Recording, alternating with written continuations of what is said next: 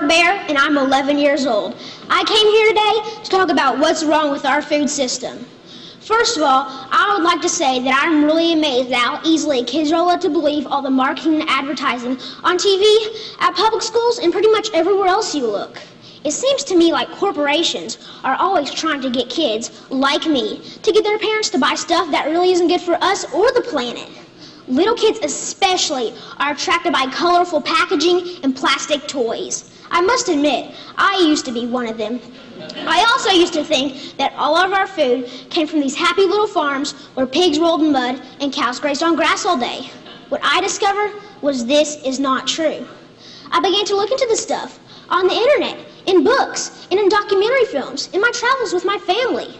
I discovered the dark side of the industrialized food system. First, there's genetically engineered seeds and organisms. That is when a seed is manipulated in a laboratory to do something not intended by nature, like taking the DNA of a fish and putting it into the DNA of a tomato. Yuck. Don't get me wrong. I like fish and tomatoes, but this is just creepy. The seeds are then planted, then grown. The food they produce have been proven to cause cancer and other problems in lab animals. And people have been eating food produced this way since the 1990s, and most folks don't even know they exist. Did you know rats that genetically engineered corn had developed signs of liver and kidney toxicity? These include kidney inflammation and lesions and increased kidney weight. Yet almost all the corn we eat has been altered genetically in some way. And let me tell you, corn isn't everything. And don't even get me started on the confined animal feeding operations called CAFOs. Conventional farmers use chemical fertilizers made from fossil fuels that they mix with the dirt to make plants grow. They do this because they've stripped the soil from all nutrients from growing the same crop over and over again. Next, more harmful chemicals are sprayed on fruits and vegetables, like pesticides and herbicides, to kill weeds and bugs. When it rains, these chemicals seep into the ground or run off into our waterways, poisoning our water too. Then they irradiate our food, trying to make it last longer, so it can travel thousands of miles from where it's grown to the supermarkets. So I asked myself, how can I change? How can I change these things? This is what I found out. I discovered that there's a movement for a better way.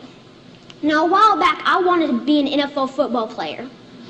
I decided that I'd rather be an organic farmer instead. That way...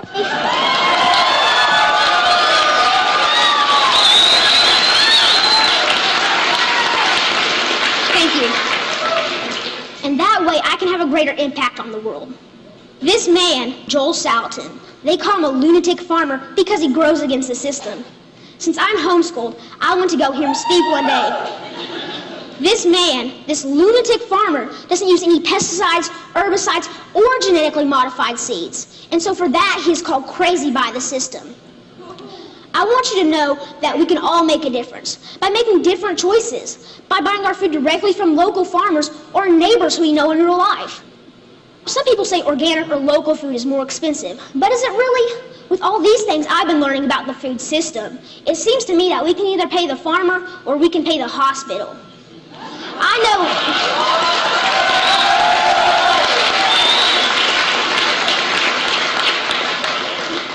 know definitely which one I would choose. I want you to know that there are farmers out there, like Bill Keener and Sequatchie Coast Farms in Tennessee, whose cows do eat grass and whose pigs do roll in the mud just like I thought.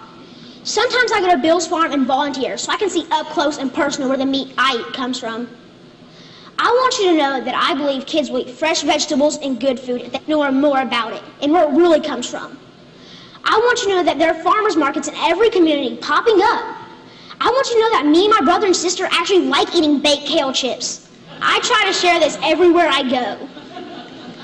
Not too long ago, my uncle said that he offered my 6-year-old cousin cereal. He asked if he wanted organic toasted O's or the sugar-coated flakes. You know, the one with the big striped cartoon character on the front. My little cousin told his dad that he would rather have the organic toasted O cereal because Burke said he shouldn't eat sparkly cereal. And that, my friends, is how we can make a difference, one kid at a time. So next time you're at the grocery store, think local. Choose organic, know your farm, and know your food. Thank you.